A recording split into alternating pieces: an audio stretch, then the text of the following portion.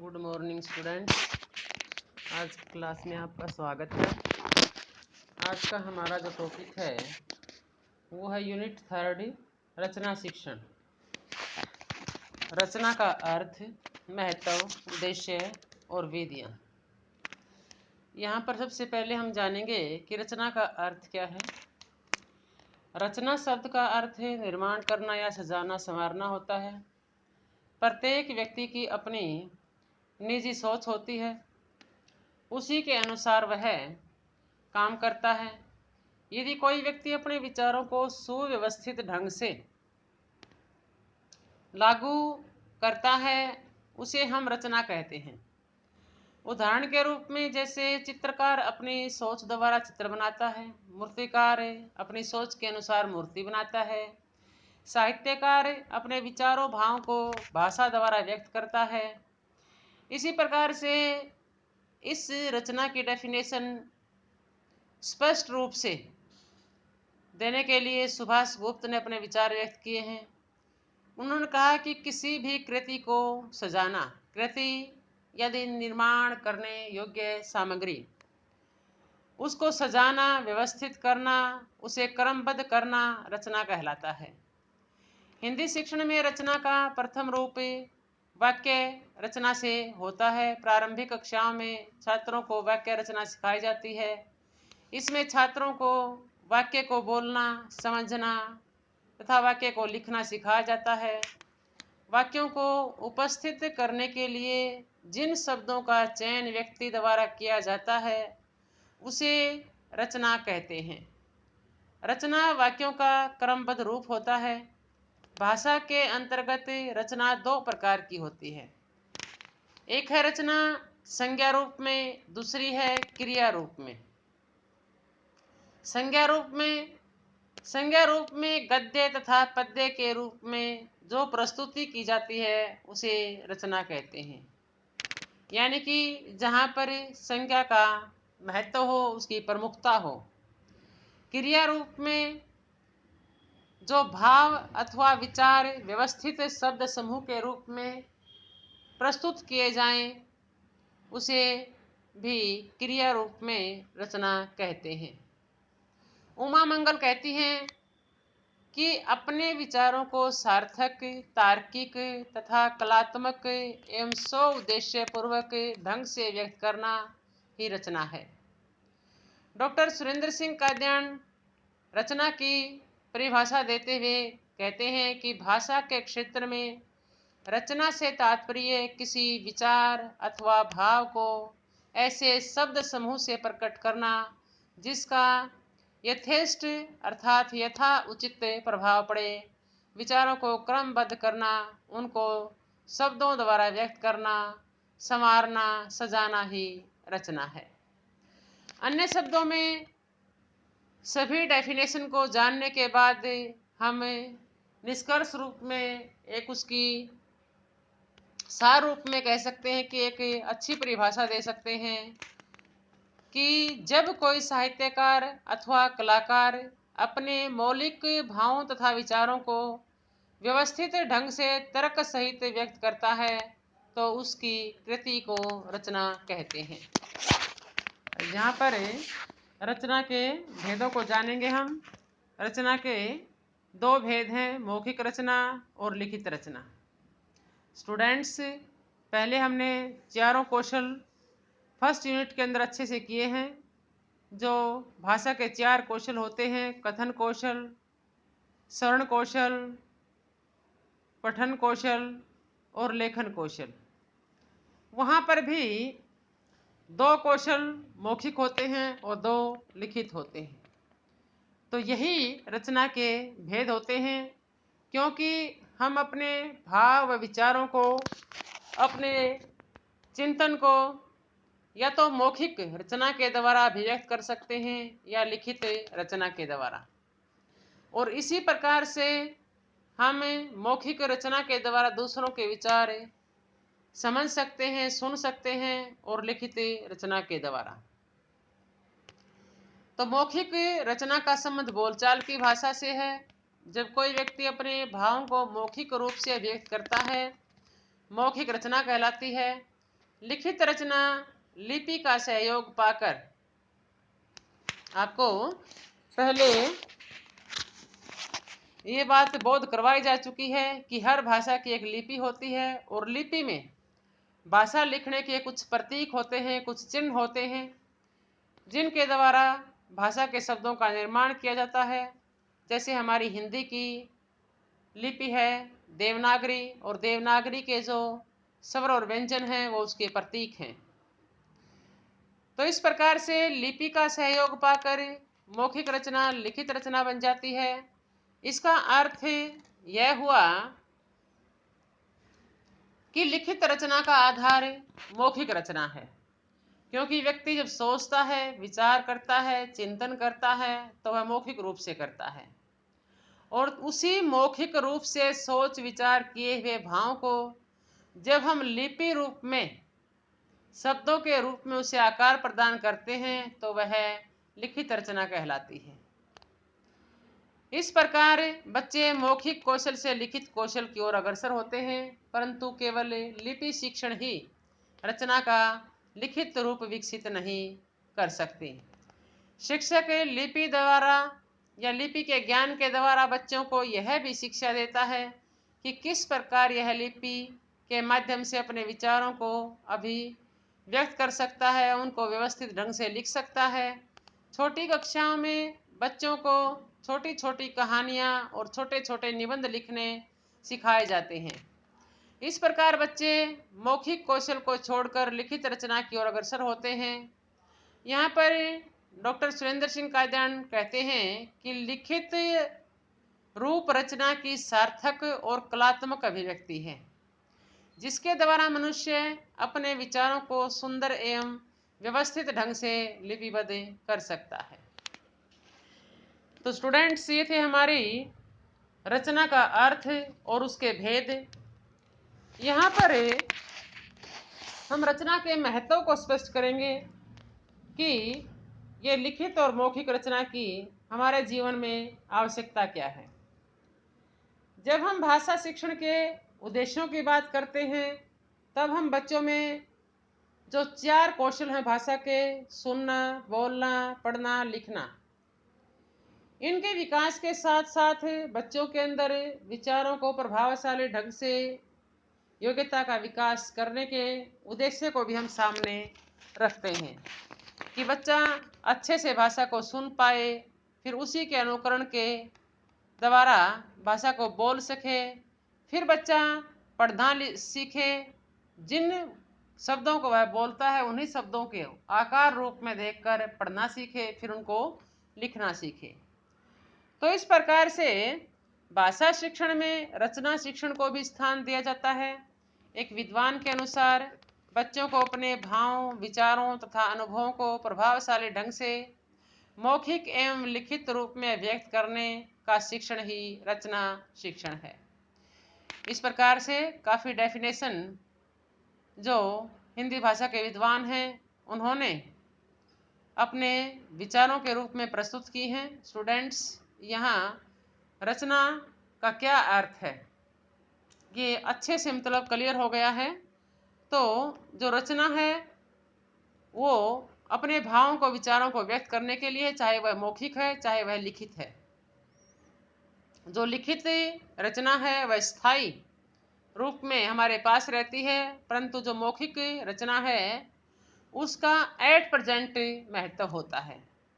उसको उसी समय हम प्रयोग कर सकते हैं और हमारे सामने जो व्यक्ति हैं उन्हीं के साथ वार्तालाप करते हुए हम मौखिक भाषा का प्रयोग कर सकते हैं।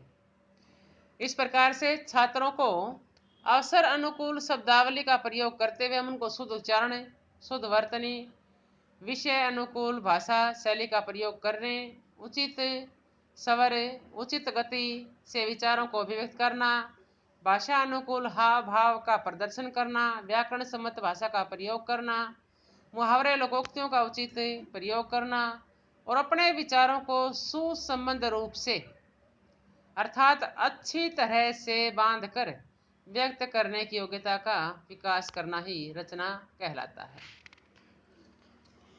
तो आपको काफ़ी कुछ इसके महत्व भी इन डेफिनेशन से ही समझ में आ गए होंगे, परंतु फिर भी हम इसको डिटेल में जानेंगे कि मानव जीवन का जो अनिवार्य अंग है वह भाषा है। भाषा के बिना मानव अपना जीवन सहज रूप से व्यतीत नहीं कर सकता, क्योंकि भाषा के महत्व को केवल वही व्यक्ति जानता है जिसके पास भाषा नहीं होती। अर्थात गूंगे व्यक्ति से हम अगर भाषा के बारे में जानना चाहेंगे तो वह अपनी व्याकुलता, बेचैनी के द्वारा उसके महत्व को अभिव्यक्त कर सकता है, क्योंकि वह बोल नहीं सकता है।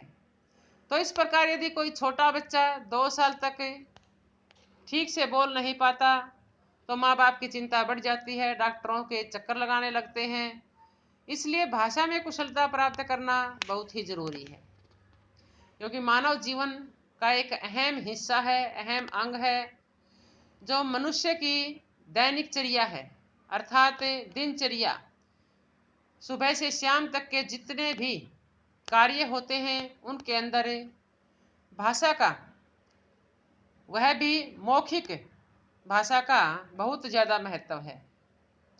समाज के अंदर जो भी लेन देन होता है, विचारों का आदान प्रदान होता है, जितने भी कार्य एक दूसरे से करवाने पड़ते हैं, सभी के अंदर अपने विचारों की अभिव्यक्ति है, दूसरे के विचारों को सुनना है, सब के अंदर एक भाषा की आवश्यकता होती है। तो इस प्रकार से रचना शिक्षण के अंदर हम बच्चों को इस प्रकार योग्य बना सकते हैं, उनको कुशलता प्रदान कर सकते हैं।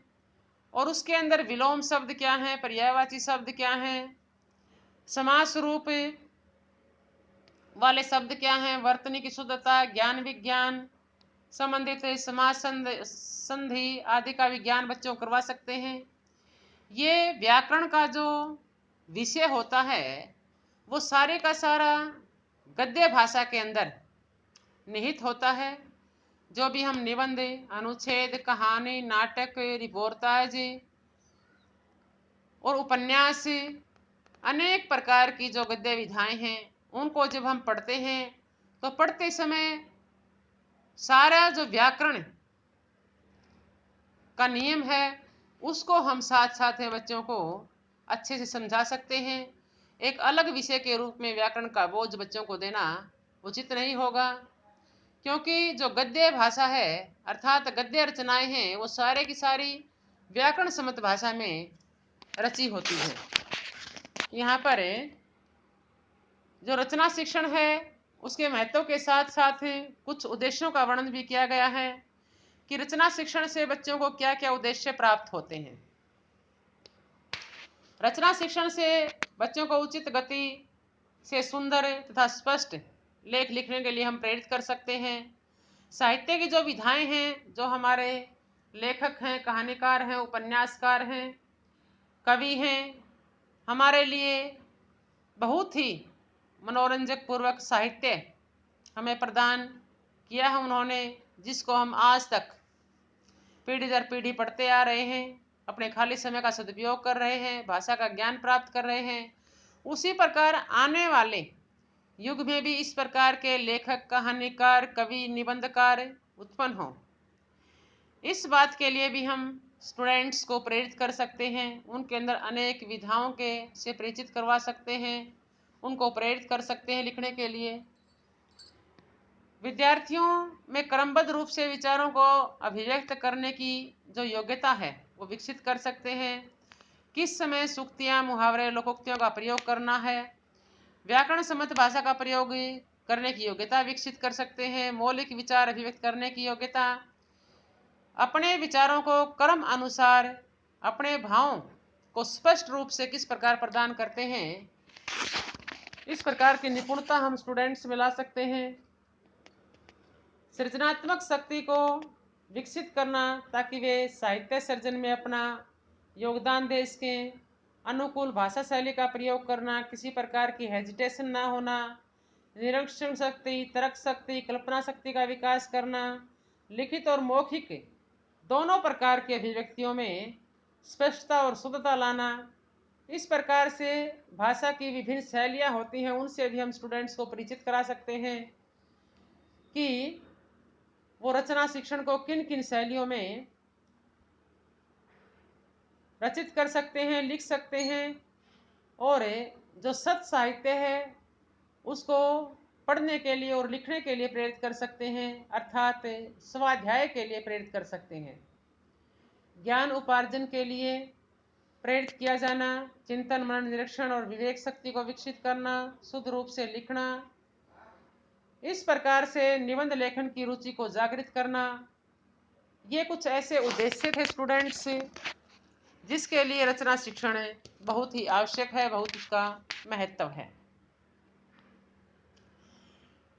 तो इस रचना शिक्षण को हम किस मेथड से बच्चों में विकसित कर सकते हैं, उनमें निपुणता ला सकते हैं।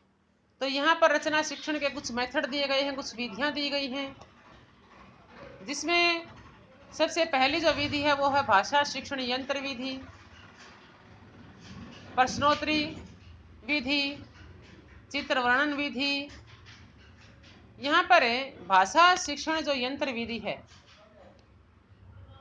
शिक्षक 4 साधनों का प्रयोग इसमें कर सकता है, जैसे ग्रामोफोन है, रिकॉर्डर है, वर्णचित्र हैं, सहायक पुस्तकें हैं, जो आजकल स्मार्ट क्लास वगैरह हैं, उनके अंदर भी भाषा के बारे में शिक्षा प्रदान की जा सकती है। बच्चों को शुद्ध भाषा का ज्ञान प्रदान किया जा सकता है।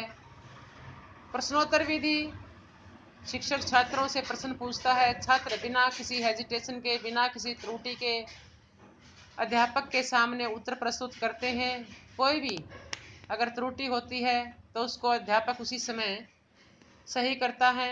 चित्र वर्णन विधि, शिक्षक अपनी कक्षा में विभिन्न प्रकार के चित्रों का प्रयोग करके उनसे स्टूडेंट्स को वर्बली 10-10 पंक्तियां बोलने के लिए कह सकता है और लिखने के लिए भी कह सकता है, ताकि छात्र अपनी कल्पना शक्ति के माध्यम से उस चित्र को देखते हुए उसके बारे में अपने विचारों को, अपने भाव को प्रस्तुत कर सकें। उद्बोधन, यहाँ पर इस विधि में शिक्षक विषय से संबंधित जो ध्यान देने योग्य बातें होती हैं उनको पहले स्टूडेंट्स को बताता है, उसके पश्चात कल्पना शक्ति का विकास करने के लिए कुछ विषय, नए विषय स्टूडेंट्स के सामने रखता है और उन्हीं नए विषयों के ऊपर विचार विमर्श स्टूडेंट्स करते हैं, अपने सोए हुए ज्ञान को जगाते हैं और विभिन्न प्रकार के जो जीवन चरित्र हैं, आत्मकथा है, दर्शनीय स्थल हैं, उनका विस्तृत वर्णन करते हैं। प्रवचन या वर्णन विधि, यहाँ पर अध्यापक पहले से कोई विषय सामग्री के बारे में छात्रों के सामने सब कुछ बताता है और बताने के बाद वापिस छात्रों से उसी विषय के बारे में भी पूछ सकता है और उससे रिलेटेड कोई दूसरे विषय उनके सामने प्रस्तुत करके उनके बारे में भी पूछ सकते हैं। जैसे किसी ट्रिप, किसी विजिट के बारे में अध्यापक छात्रों से डिस्कस करता है और फिर छात्रों से पूछता है कि आप गर्मी की छुट्टियों में कहीं ट्रिप पर गए थे, आपने कहीं अपने रिलेटिव के घर की विजिट की थी, तो वहाँ पर आपने किस प्रकार का कोई ज्ञान प्राप्त किया, कोई ऐसी घटना जिसको आप याद रखना चाहते हैं, उसका वर्णन हमारे सामने कीजिए। तो इस प्रकार से हम स्टूडेंट्स की मौखिक और जो लिखित रचना शिक्षण है उसमें निपुणता को विकसित कर सकते हैं। आगे है रूपरेखा विधि। यहाँ पर अध्यापक संकेतों के माध्यम से अपनी बात को प्रकट कर सकता है। स्वयं या छात्रों की सहायता से भी अध्यापक संकेत आदि बना सकता है, जिनको कार्य में संतुलन लाने के लिए प्रयोग किया जाता है। इस प्रकार के संकेत छात्र विषय पर शब्द रंग का प्रयोग करते हैं। अध्ययन समीक्षा विधि, यह विधि उच्च कक्षाओं के लिए उपयोगी होती है। यह प्रणाली विधि व वाद विवाद विधि का संयुक्त रूप है। यहाँ पर स्टूडेंट्स के सामने कुछ ऐसे टॉपिक रखे जाते हैं और स्टूडेंट्स की टोलियाँ बनाई जाती हैं। ग्रुप में 4-4 या 5-5 स्टूडेंट्स के ग्रुप बनाकर आपस में किसी विषय के ऊपर उनकी बहस करवाई जाती है, तर्क वितर्क करवाया जाता है, वाद विवाद करवाया जाता है। तो इस प्रकार से किसी भी एक विषय का यहाँ पर अध्ययन करके उसकी समीक्षा की जाती है।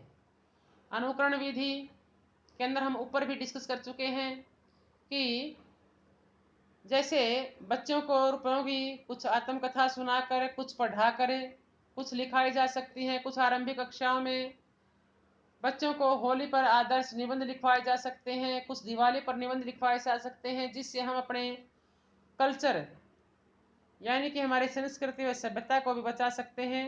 आने वाली पीढ़ियों के लिए उनको हम जीवित रखने का कार्य कर सकते हैं।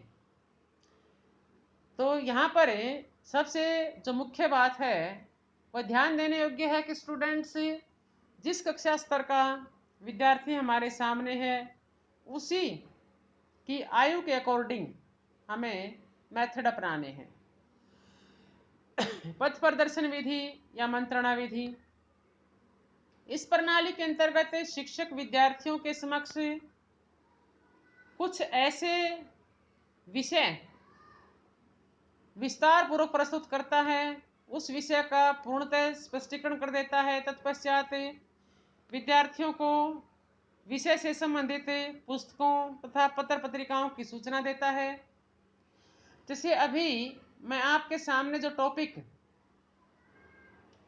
की व्याख्या कर रही हूँ वह है रचना शिक्षण, उसके भेद, उसका महत्व, उद्देश्य और उसके मेथड।